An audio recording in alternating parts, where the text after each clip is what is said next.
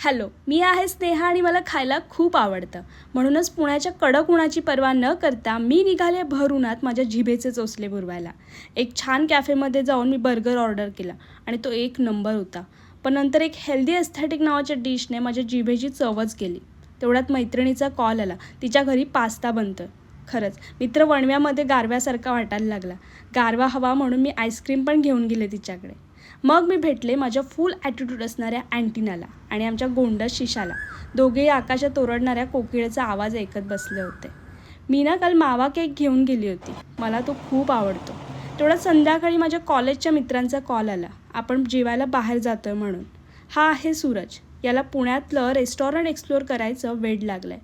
म्हणूनच महिन्याला एकदा तरी आम्ही भेटतो आणि हा आम्हाला ऑथेंटिक इंडियन फूड एक्सप्लोअर करवतो. दाल बाटी थाळी साऊथ इंडियन झाल्यानंतर आज आम्ही जातोय पंजाबी जेवण करायला.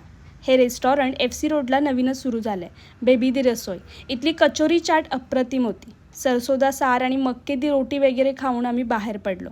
आमच्या मैत्रिणीला ना जवळपास 12 वर्ष होतील.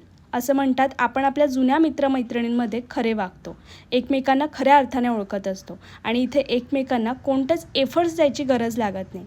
अशी एक निवांत भेट आणि गप्पा खरंच गरजेच्या असतात.